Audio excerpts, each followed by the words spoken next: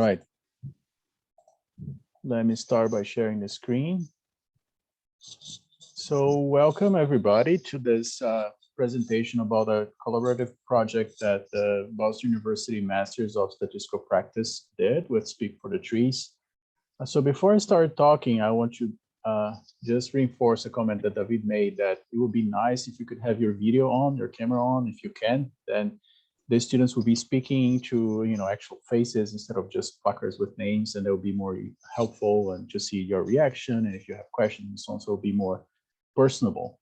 So please, if you can turn your camera on, that will be highly appreciated. So this project was part of our master's in statistical practice. So let me start a presentation here. Okay, you can all see this, right? And here are everybody in the team. I won't read everybody's names, but you can see that they were split into three main teams according to the three main topics that we decided to explore in this project. And let me just give you a brief introduction for what the program is. If you're not familiar with it, I think there are people here that might not know what the program is about and what this project was about. So at Boston University, we have this master's in statistical practice, which is a very hands-on, very applied program. And we try to have a very balanced approach where we talk about modeling, computation, and theory. They go hand in hand. And at the center, as a cornerstone course for this whole program, is a practicum. It's a 1-year sequence where they actually practice statistics, and they practice by doing mostly two things. They consult, and those are smaller projects like short duration projects, internal projects. And they also do what we call partner projects, which is a semester-long collaboration with external industry partners. For this particular semester, with this particular group, we are partnering with Speak for the Trees, and we'll talk about that in a second. But the spirit of these projects is not that they are like short-lived, but they are longer. They are like an R&D type of project. They're not mission critical. It's not something that the company depends on it, or it's a break it or make it type of project. But it's something that it's usually in the back burner. They want to explore, but they don't have the cycles to do it. And it's a win-win collaboration, because the students get the training, the students get exposure to these types of projects, and they also get to collaborate and see how industry, that specific type and field of the industry works. So it's great. So Speak for the Trees is our client for this.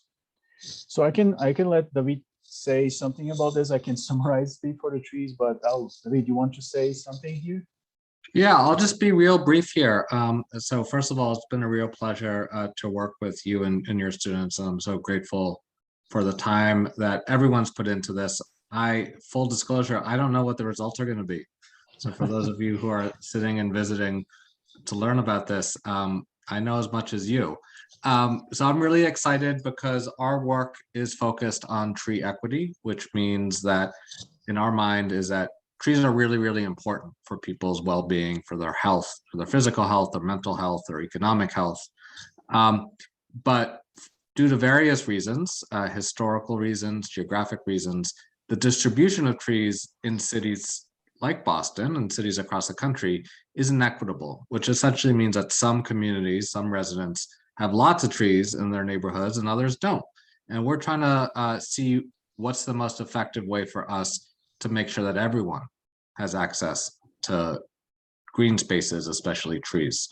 So we have a lot of data that we've shared, what I think is a lot of data that we shared with the group, and then we had data that they brought in. And like Louis said, what will be hopefully the result of this is a better understanding of how trees relate to issues of people, environment, and health. And that's the core of our mission, is to try to figure out how, by improving tree canopy coverage, we can improve people's well-being. So this is going to be really, hopefully, helpful for us as we embark on the work in the next, coming years. Is where do we want to focus our resources on? How do we want to think about what equity means? What are sort of the pinch points in Boston, and how do we share this with people? So I want to just thank everyone here for joining and for doing this amazing project. Excellent, thank you very much. So with that introduction about the program and then about the partner project and about Speak for the Trees, I'll pass to the students. So please go on.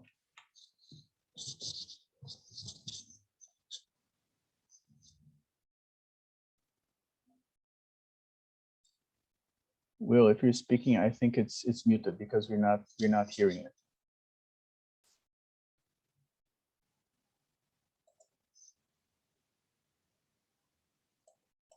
Yeah, you're not muted, Will, but somehow your microphone isn't picking up. Yeah, it's for some reason it's not working. Bear with us while we have some technical. Sometimes it's the input you have to change if your microphone is coming from your computer thinks it's a different source. Unfortunately, I can't see Will. How about now? Yeah, it's working. Yeah. Okay, so our questions are: who receives the benefits of trees? What are the biggest predictors of tree canopy coverage? And we focused on demographics, environment, and health. And how might these data be used to determine locations that we can plant trees and improve the canopy? And we split our group into 3 teams. There's demographics, which worked on things like population density and minority proportions, income. The second group is environment, which studied surface temperature and PM 2.5. The third one is health, which focused on asthma and mental health. So the way we did this is that we started with demographics and smoothed out each variable, each minority percentage, income, etc.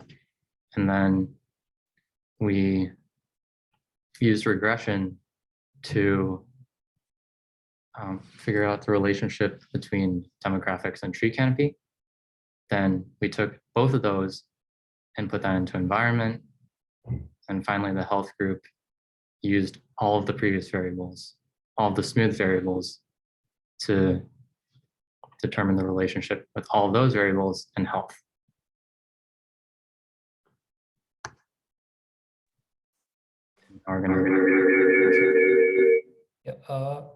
So to find those relationships, the main methodology that we used was linear regression.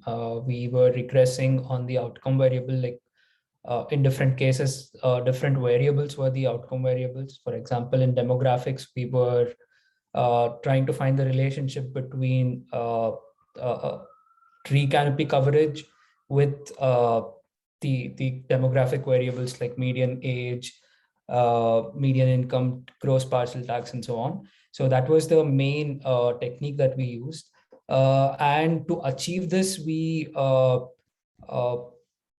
employed a few other transformations, like sometimes we couldn't really use the variables as such. So in those cases, we had to use log odds or counts to logs and such transformations, right? And next we so the observations are not really independent as such. They are spatially correlated. What we mean by this is that an observation at point X and an observation at a nearby point, they are related. So we had to account for this. And to do this, we use a method called kriging. Kriging is basically, it takes in all the observations and it tries to find a smooth function which can approximate what the data is telling, right? So we use these. So we found out the smooth versions of the predictors and we used those in the regression. And to avoid spatial confounding, we use the residuals. That is the difference between observed value and the crigged value. So this is, we use this in our regression to account for spatial confounding. So these were the different methods and the techniques we used while finding relationships between the different variables. I think we can move on to the next part where we talk about the different relationships that we studied. Right. So the main point of our demographics group, our goal, our first goal was just to analyze this relationship between all those demographic variables that we listed previously and the tree canopy coverage. That's the main arrow point from demographics to tree canopy. And then our secondary goal is that we wanted to understand inequality, as David was saying, we want to understand tree canopy inequality throughout the different areas of Boston. Next slide. Okay, so the data that we used, the main thing that we used for the tree canopies was the raster file that David and Speak for the Trees generously provided to us.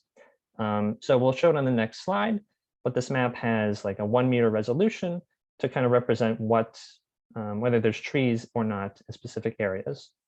Other things we used was to get like the boundaries of the Boston area, either whether it be the neighborhood, the census tract, or the block group level.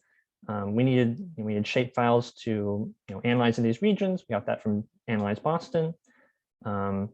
Two of the variables that we used, median income and median age, we got that through the ACS 5-year survey, mainly because that information wasn't through, we couldn't get from the census 2020, which is, would have been a lot nicer to get through that, but we work with what we have. Minority percentage of population density is from census 2020. And then we also used median gross parcel tax as kind of a proxy for income because we had a little trouble finding income early on. And basically that's just median gross parcel tax is just kind of describing the tax of certain areas, locations. And those were aggregated over the 2020 census tracts. Right, so this is the raster file like I was mentioning. So the way that we read this, so all the black lines, those boundaries are 2020 census tracts. Going forward, that's mainly the level that we wanted to analyze at, just because we had most of our data was, it was at this level. So the colors here, the dark green represents the trees. So that's the main color we're interested in. The lighter green represents green stuff that isn't trees. So mainly whether it be grass or shrubs. I think green roofs count in there too. And then the gray, light gray, is just stuff that's not green at all. Right? So the main thing we wanted to do with this data then is to kind of get a variable for tree canopy. We base it off of a percentage where we're able to use this raster file to find basically the percentage of green little pixels within each area, and we were able to get a percentage that way. Right. So this is just our first like exploratory data analysis. We just want to get some maps of the different variables that we had. This is just a few of them. We made these using the QGIS software. On the left, we have tree canopy. So again, these ones, again, we analyzed over census tract, but for this visualization, we did it over census block groups, which is a little bit of a finer region, smaller than the census tracts. So on the left, we have the tree canopy. Again, this is based off of percentages. Darker green is higher percentage. In the middle, we have minority percentage. Darker red is higher minority percentage. Again, we got that from census 2020. Then on the right, we have population density. So again, we just did this just to understand the variables a little bit further and just visually see where certain aspects of like tree canopy or other variables are maybe occurring. So once we did that, we moved to R to do our analysis. This is where we did the kriging, right? So on the left, we can see that's the exact same minority percentage map as before, just now over the census tracts and with a slightly different scale. So, as you can see, if the kriging, when you move them left to the right, the boundaries aren't as rigid before. And that's again, the point of kriging, so that stuff should be spatially related. So yeah, everything gets moved out. And again, point of this is to get rid of that, to account for that spatial correlation. Something that you'll notice here that you might be wondering is why are there just like some holes in the smooth version? That's because those areas are very, there's not many people that live there. They're very low density. If you're familiar with Boston, a lot of those areas are just parks, so not really many people living there. In a demographic for our demographic group, those areas are kind of outliers, just because they vary a lot in their data. So we just thought it would be best to leave them out for this analysis, and you'll see that in the next few maps as well. Right, this is the median gross parcel tax, again, as a proxy for income. We'll have income later on too. So the creaking for this one is a bit interesting, especially when you look at the scale of this. So on the left, you'll see that that max value is 15,000. On the right, it's all the way down to 3,500. So that's kind of an effect of the creaking, is that it shrinks down the range of values by a ton. So that is kind of what we're looking for, but it also can have a problem of over smoothing. Mainly, you'll realize that that area of North Boston is very, it's the highest. We're saying that it has the highest parcel tax. That might not actually reflect what's actually happening. And the reason that all that north stuff is, all of northern Boston is dark purple like that is because if you look on the left, it's very tiny, but there's that one very small portion that has that one very small census tract that has really high parcel tax. So what creaking does is it smooths that, basically that parcel tax variable out into that whole region, which is why you're getting that effect. And then everywhere else, since it's pretty low in comparison, it's being graded in a similar fashion. Right. This is median income. The creaking process for this was not, we looked for what's called a spherical curve. This one wasn't as spherical as the other two variables, but we included anyway because we thought that having direct median income would be very important. So we once again can see the over smoothing effect a bit again in the North Boston area. Those locations on the seaport have very high income comparatively, so it kind of, the creaking kind of smooths it out to the rest of North Boston. Kind of happens in the southwest Boston too a little bit. But in general, especially in the middle portion of Boston, it does seem like the creaking is smoothing like how we would want. Right. And then here is this is our spatial prediction of tree canopy.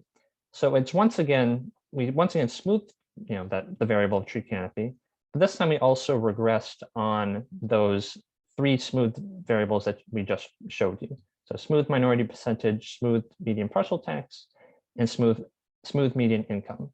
Right? This way we can kind of account for that correlation when we're looking to try to predict where trees are based on those variables as well. We also included log population density unsmooth, just because we kind of figured it would be an important aspect to locating tree canopy. And so what we see here is that based on these variables, we mainly are expecting trees in the southern portion of Boston, more like the southeast, south-south region. Right. So out of that regression, we got some, we were able to get some coefficients based on this. And what we mainly found highlighted in the blue squares there is that the mainly significant ones, they're moderately significant, not too significant, are median income and log population density. What's important here is that the median income coefficient is negative, which means that we're saying the results are showing us that for lower income regions, the tree canopy percentage goes up. And what the positive population density coefficient is saying is that as population density goes up, so does tree canopy. So a little bit of an odd result, wasn't completely what we were expecting at the start, but we kind of thought that this might have happened because, especially because the South Boston area was, the areas that mainly had, higher tree percentage. We thought those areas might be just more underdeveloped, and now they're being filled in due to recent gentrification. So that was kind of our logic behind it.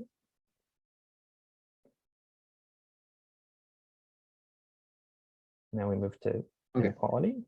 Okay, yes. So we also tried measuring inequality of tree canopy, and we used style index.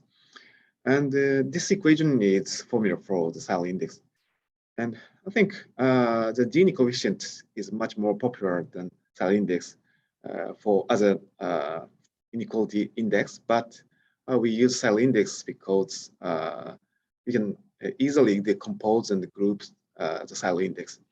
And the larger cell index represents larger inequality. And both graphs in this slide shows tree canopy of inequality, tree canopy inequality. And the left graph shows the dark blue represents the less tree canopy, and the light blue represents high tree canopy. And we just focus on the area with below average tree canopy in the light graph. And as you can see, the northern Boston area has a less tree canopy than southern Boston area. And in this slide, the left graph shows cell index for each neighborhood, and light blue represents the large inequality within the neighborhood. And as you can see, so Austin and South Boston area has the largest inequality among the all Boston neighborhoods.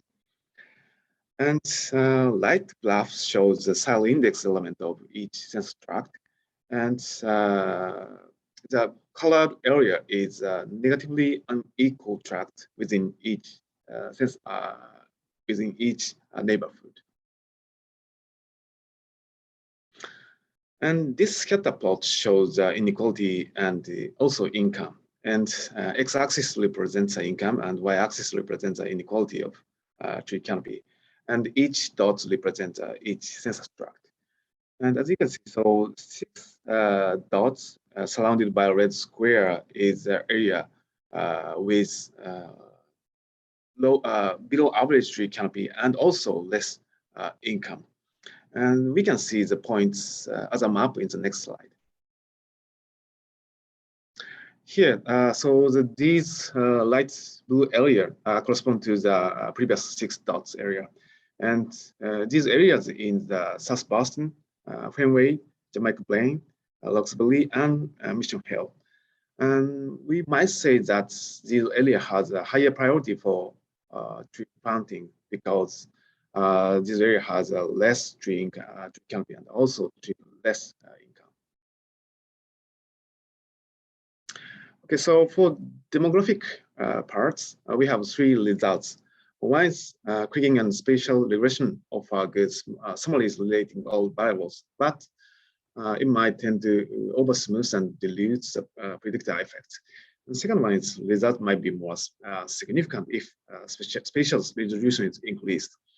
And cell inequalities can help prioritize the areas for tree planting action.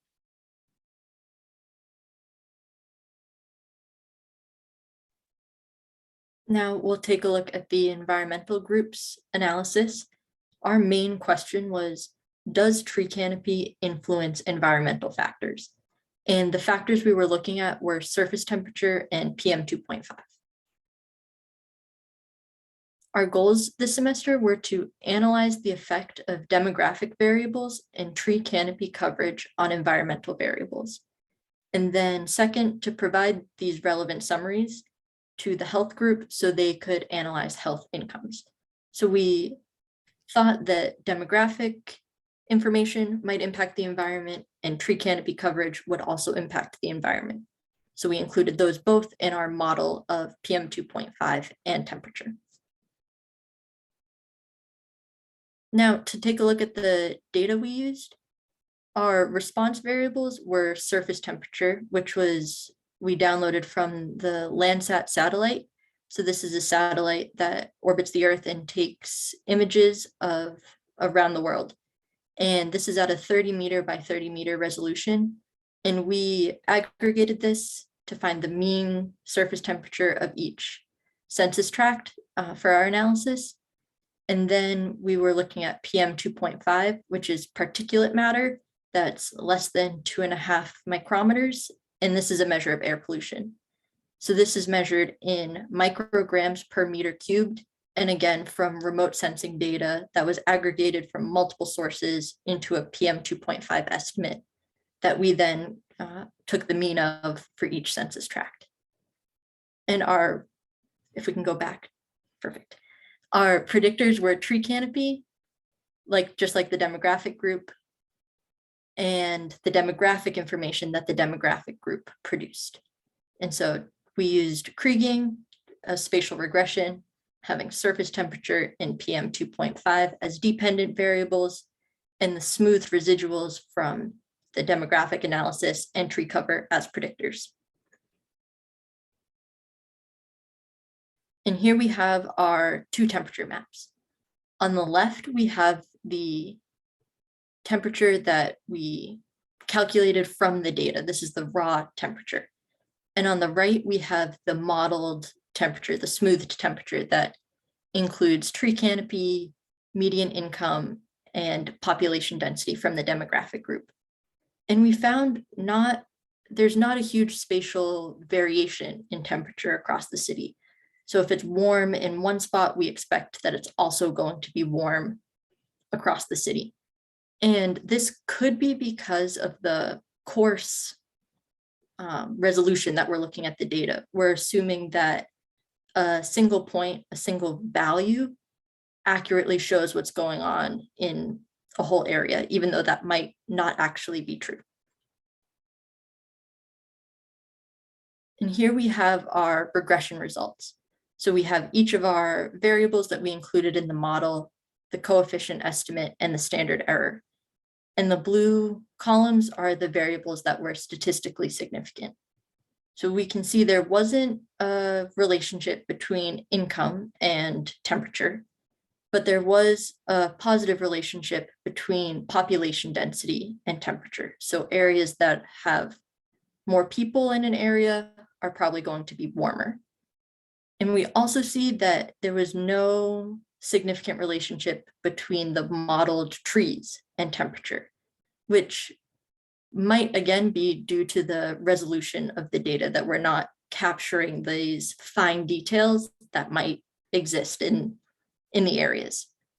But we see that the residuals were significant. So this means that there's the two variables, trees and temperatures, have a similar spatial pattern. So there might not be an actual relationship, but they just happen to have a similar spatial pattern. So our takeaways for the temperature are that increased population density corresponds with increased temperature, and there's a spatial correlation between trees and temperature, but there might not be another relationship there.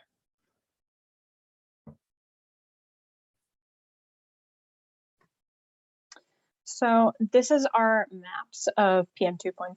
So for anyone who on the call who doesn't know, PM 2.5, it stands for particulate matter, which is just a measure of solid and liquid particles that could be in air, such as dust, dirt, soot, at a very, very fine concentration.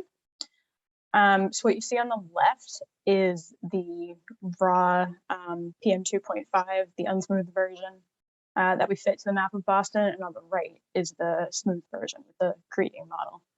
There isn't a huge difference between the smooth version and the unsmoothed version, which just tells us that the kriging model just fit the data extremely well. And we can just see that, you know, on the right, some of the more coastal areas of Boston has less PM 2.5, which kind of makes sense intuitively. They're getting probably more fresh air from the wind blowing in from the ocean. And then as we head in further inland, there's higher concentrations of PM 2.5. And here we have the regression results. So we saw that when we included the smoothed median income, there was a statistically significant outcome. And it just shows that because that coefficient is negative, with increased income, there is decreased PM 2.5, which kind of makes sense a bit intuitively. We also see that the tree residual is also statistically significant, which probably just means that, you know, trees vary together in space. There's a strong relationship with PM 2.5. It just kind of makes sense. Next slide. So in conclusion for environment, as with the demographics team, the creating the spatial regression was good summaries of all the variables. Accounting for the spatial confounding was very helpful to isolate the effect of the tree canopy cover. And demographic predictors of median income and population density significantly affect temperature in PM 2.5, even after correcting for the tree canopy cover. And after that, we passed it off to the health group.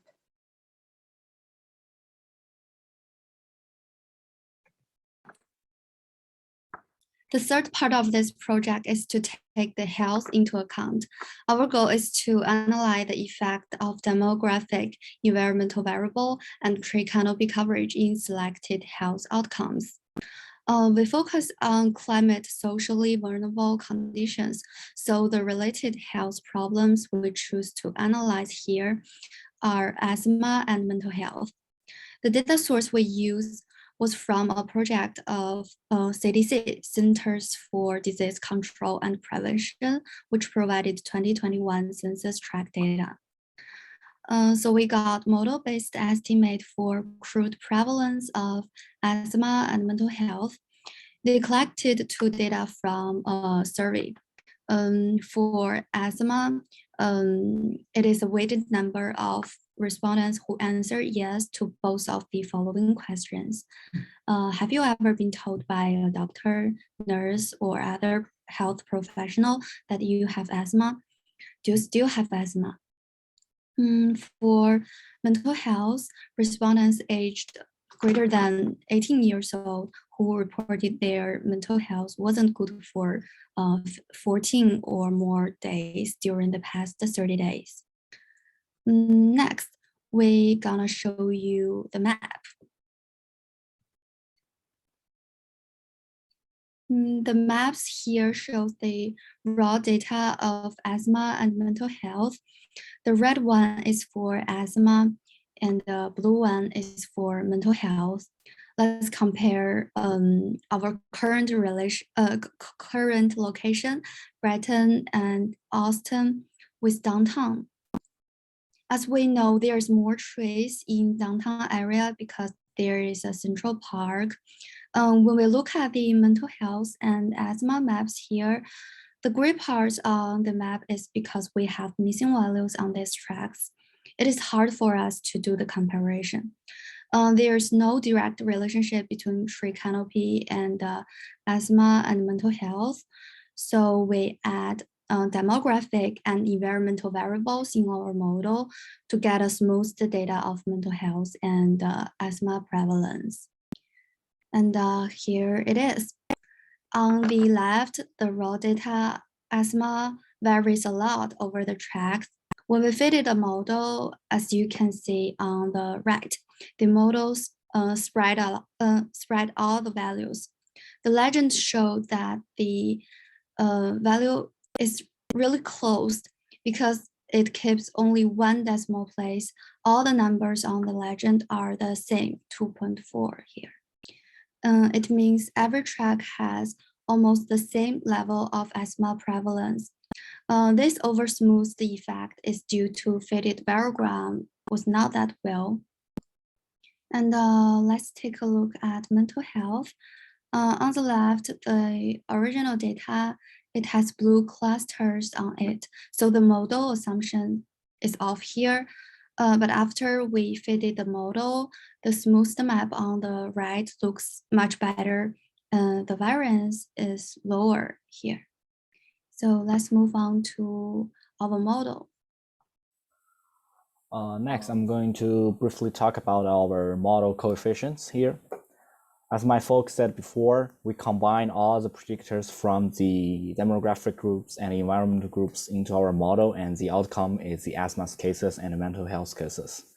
So we build the model including all the predictors, but not all of those predictors are significant. So what does a significance means that if a predictor is significant, it means that this predictor can have a noteworthy effect, either negative or positive, on the final outcomes. So we only pick the predictors that are significant in these tables. As you can see that we have medium tax level and medium income level and the tree canopy.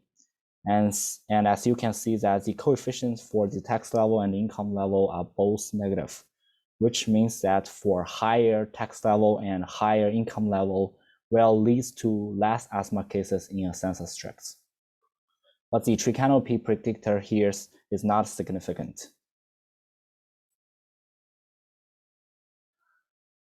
Next slide, please.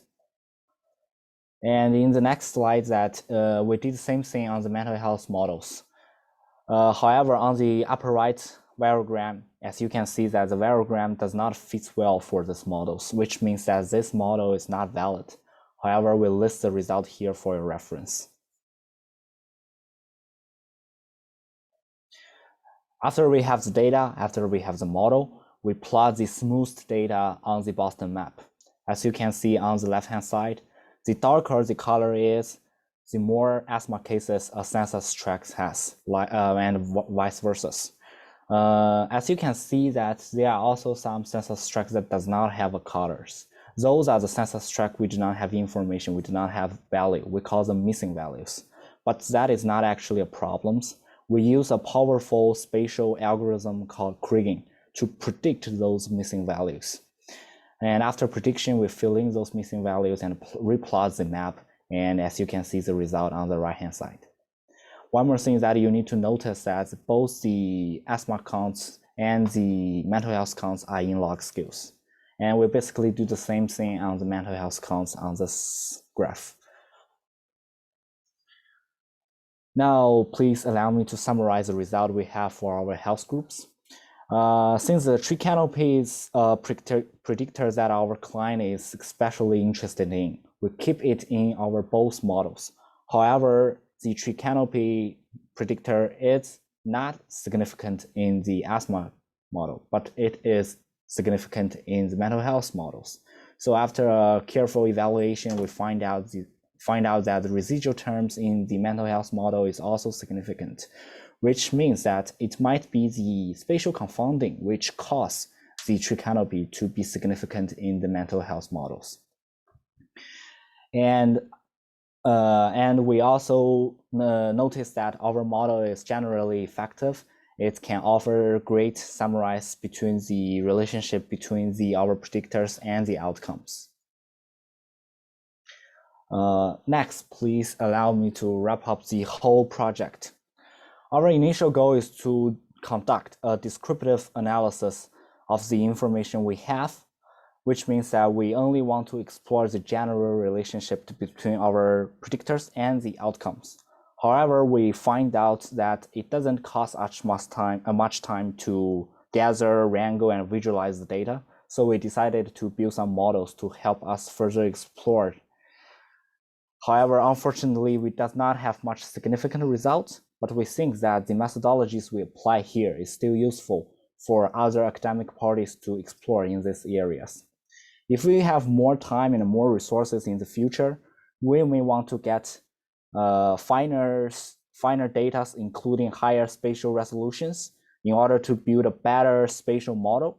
We can even do causal inference. We can even build a decision-making system that helps the organizations, the authorities to make better decisions on how to and where to plant trees. And that is everything we have for this project and this presentation. And thank you so much for coming today.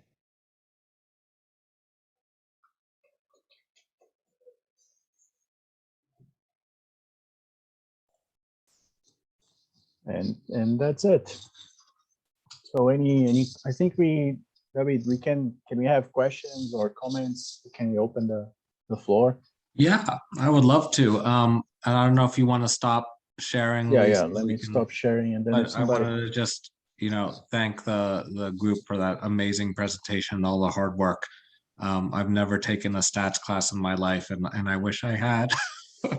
But I know between your report and this recording, there's going to be a lot of interest and likely some follow-up, maybe even from city officials to better understand some of the issues that you raised and hopefully use some of your modeling for future work. As I may have mentioned to you all, the city right now is undergoing an urban forest plan.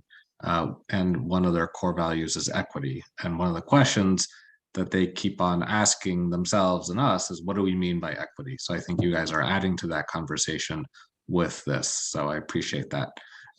Yes, and let's open it up to questions from the audience, either to each other, but I know there are also people here who are not part of this class. Yeah, I think Theodore Eisenman. Yes, hi. My name's Theo Eisenman. I'm a faculty member at UMass Amherst in landscape architecture and regional planning.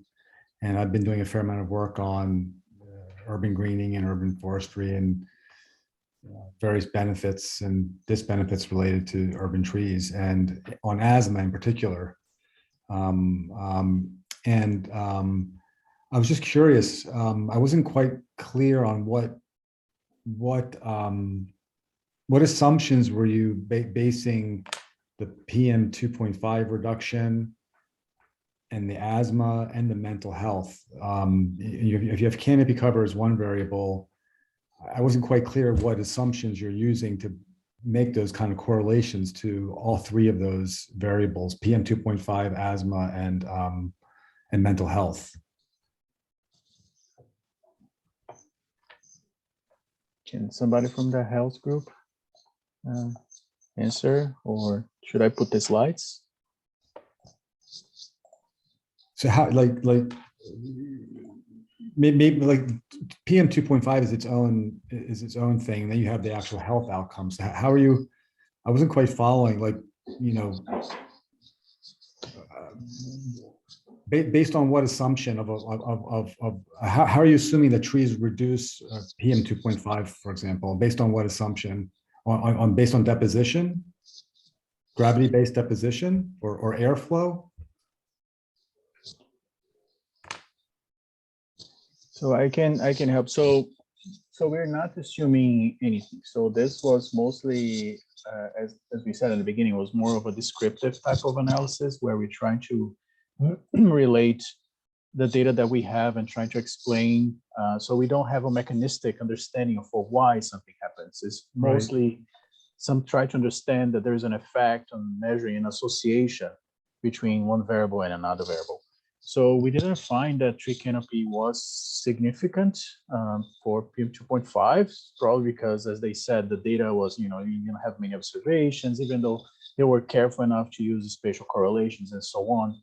They couldn't find any significant effect, unfortunately. That's actually quite interesting, because if you're familiar, are you familiar with iTree? No. Oh, okay, because that tends to be one of the principal models that are used for modeling air quality, air pollution. That's why I was curious. And iTree is based on a given deposition rate.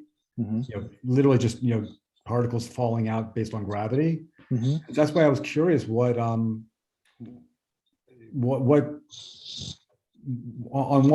assumption were you even working off of? Yeah, here it was just as they said, it was just a regression. They were trying to regress the PM 2.5 aggregated, I think, mean PM 2.5 for each census tract. So the spatial resolution is kind of coarse. And then they used as predictors the tree canopy cover on that specific census tract. And they also put demographics as well. They added median income, population density, and so on. So they didn't have any kind of mechanistic way of trying to refine and incorporate better the effect of tree canopy on the PM 2.5. Was just observations. And then what about mental health and asthma? Yeah, so that was similar. They didn't show here because this is a summary, but the idea, if I take this one, for instance, they took, so let me try to break this down in each one of the tasks. So the very first step was, can they explain tree canopy just based on demographics? That was the first team, right? Once they did that, they incorporated a smooth version of tree canopy. It's like correcting for demographic effects. How I would describe tree canopy after correcting for demographic effects. And then they used that as a predictor for the environmental variables, the PM 2.5 and the surface temperature. And after they did that, they took what is the smooth version, how environmental variables are explained after you take into account tree canopy, and they use that as predictors for the health outcomes, along with the demographic variables and along with the corrected tree canopy. So it's like using everything for the health. I'm with you on everything up until the predicting of human health variables. Like how are you predicting mental health? So we just try based on like what assumption? Yeah, so there's no, as I said, I mean, this is not mechanistic. We're not trying to establish any kind of cause association. So we're not saying that if you have more trees, then you have fewer counts. We're just observing if that happens or not, without trying to understand or explain exactly why something happens. That will be way more trickier. We need to. Yeah, I'm not getting into the mechanisms though. I'm just understanding if you have canopy cover here, and then you have an outcome over here, whether it's mental health or asthma, there has to be some basis for making, without even getting into the mechanism of the understanding the relationship, just looking at a correlation. I'm just wondering what the basis of the outcome variables were on mental health and asthma. Anyway, I don't want to No, that's completely fine. You mean bases like in the unit? I mean, because those are counts for each census tract. Those are model-based counts, right? Oh, I see. You were just using existing asthma data? Yeah. Yes. I mean, model-based. Like hospitalization, for example? So Asthma those, hospitalizations? no. I think those if you were- look, if you look at the question here, on this slide, these are the variables coming from CDC. Yeah. So there's this very nice project called Places. And Yeah, what I saw that. Yeah, I thought that might be where you're working off of. Yeah, they don't have the actual counts. I mean, because you would have to go through, de-identifying the data and so on. So they are model-based estimates that came from surveys, and those are the questions that were asked in the surveys. Okay. All right. Well, thank you. I appreciate you sharing this research. No, sure, yeah. Definitely. And I think, Theo, to answer you, the link is there. So I think if you dive into that link, and we can share that with you afterwards. Maybe you can put it in the chat. Put it in the chat. Yeah. Yeah. Okay. There's probably a lot more in there about the methodology. I would hope it's the CDC.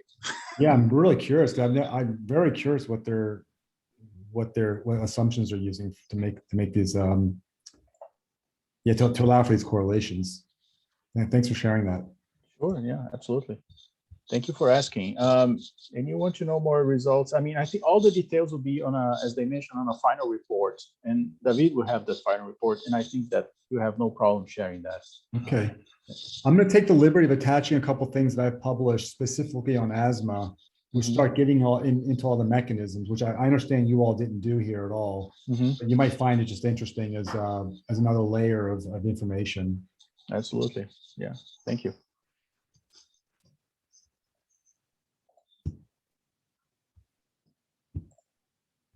Oops. Click on the link. Well, that question got into the weeds, and I appreciate that. And I just looked up your bio, Theo. Looks like you're over at UMass Amherst, doing great work in landscape design and things like that. So you're definitely an expert in this field, and I appreciate you joining us. Are there other questions folks have?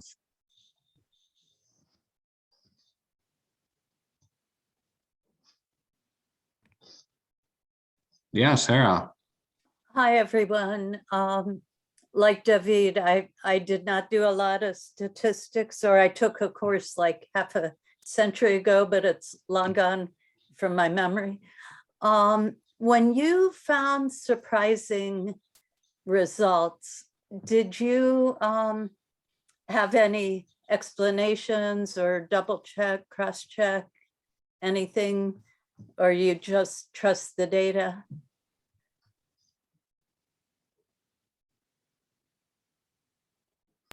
Please, guys, feel free to comment. Yeah. I think one surprising thing is that the tree canopy is significant in one model and is not significant in the other model. This is kind of out of our expectations. But after we carefully evaluating the coefficients of the mental health model, we find out that the residual terms, which is also significant. So, which means that there's still spatial confoundings within the mental health models, which means that it might be this spatial confounding to cause the tree canopy to be significant as a result. So, which means our model is not that valid, and we need to refine our model in the futures. And one more problem is that we do not have, as I said before, we have a lot of missing values. So if we can have finer observations, more values, and with higher spatial resolutions, we may improve the performance of these models. But for now, we really do not have much significant results. And as you said, we really should do more cross-checkings and double-check the result, and maybe do a evaluation why those kind of things happens. Yes, thanks. Thank you.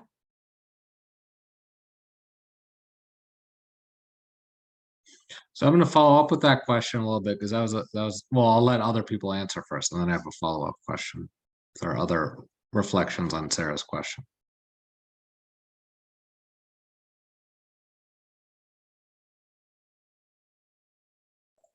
So my question is, imagine that Louis sends you an email today and says, surprise, we're doing another semester-long project with Speak for the Trees.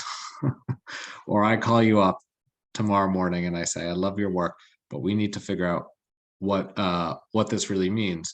What's the next thing that we should be looking at as an organization in terms of either data collection, in terms of data refinement, in terms of evaluation?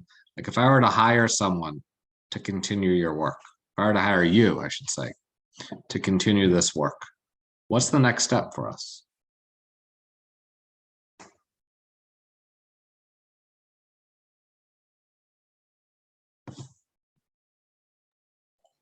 Since I am the guy who summarized at the end. As I said, if we have more time and resources, we might to build decision-making systems. So basically, based on the methodologies and data and formulas we have for now, to build a decision-making system that is user-friendly, to directly tell our user where you should plant a tree. Because I remember your initial question is that you want to explore, if I have 200 trees, where should I plant them? So we want to build such kind of easy used system to tell our user where you should plant a tree if you really have a trees, based on the demographics, health, and environmental information within the systems. But I have to admit that is kind of difficult, but that is doable in the future if we have the chance. Well, that's actually going to happen one day. Like we're actually working on that, and I won't reveal right now when that's going to come out because I don't know. And we're working with the city and with some other partners on something that does exactly that, based off of American Forest model of TreeEquity and TreeEquity score. I'm asking like actually a slightly different question, which I totally appreciate that answer. I think that's a great answer. But if we were just to stay a moment on the statistics you all did, right? And not think about modeling out tree planting. But if we were to continue to do an analysis, what data sources do you need, or what other questions do you have? What would be a next step? Because I heard there were still questions, right? And there are still things that you wanted to explore. If I were to hire you to continue exploring this, what would we do? What would we spend the next month or two doing?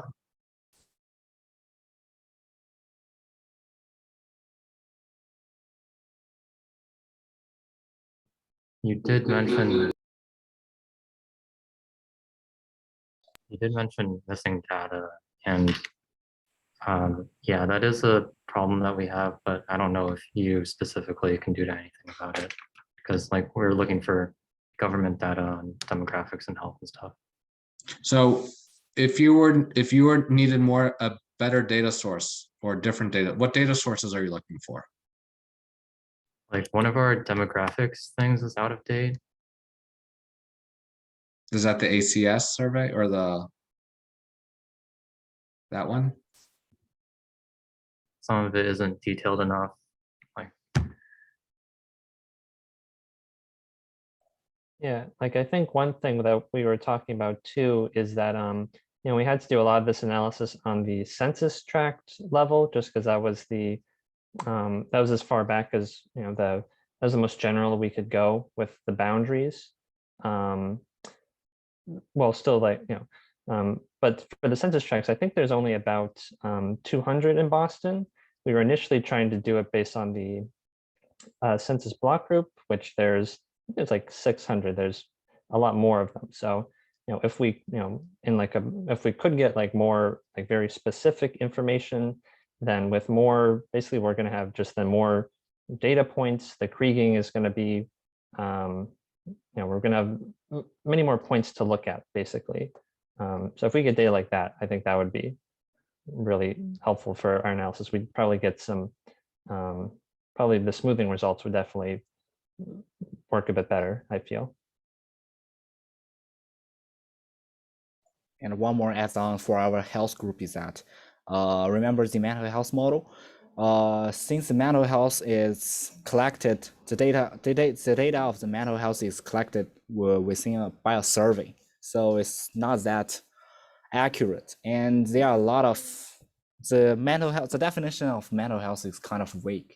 So if possible, we want to have a more specific data set that contains specific illness of mental health. Which kind of mental health illness do you have? And as Jack just said, we may want to expand or zoom in the lens we have for now, because now we are in the census tracts level. We might dive into the census blocks level. By doing this, we improve our spatial resolutions. By doing this, we can improve our model performance and maybe better, more significant results at the end. Those are very good points. Just to remind that something that we decided early on in the projects, because we wanted to relate all those variables and it was hard to come up with a nice health outcomes. A good thing we identified this places project, but the spatial resolution of the health data dictated what we had to do for all the others, right? Because we wanted to put everything together.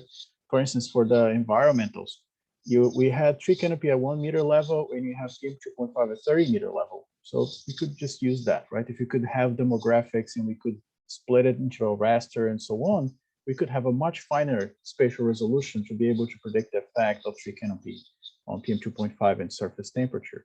But because we wanted to relate that in the end to health, we decided to use census tracts. So that's the bottleneck, basically, in terms of data.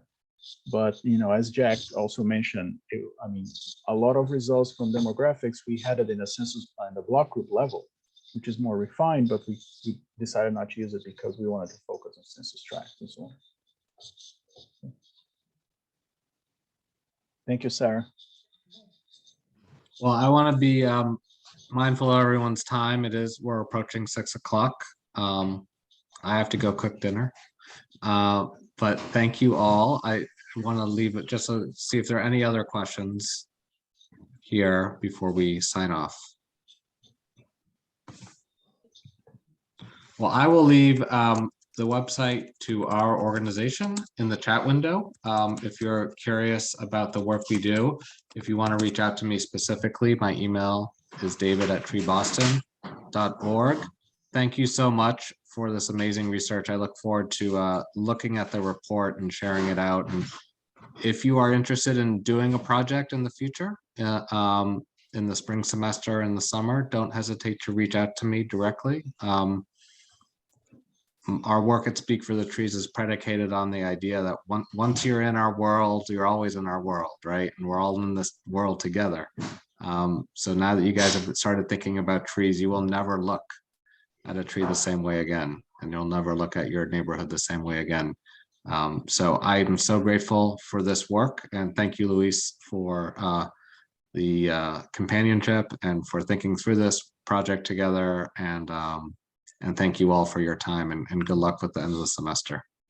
Thank you very much for providing this amazing project. I think we all had a lot of fun and we learned a lot along the way. It was really, really nice project. So thank you very much for the opportunity. All right. Thank you, everybody.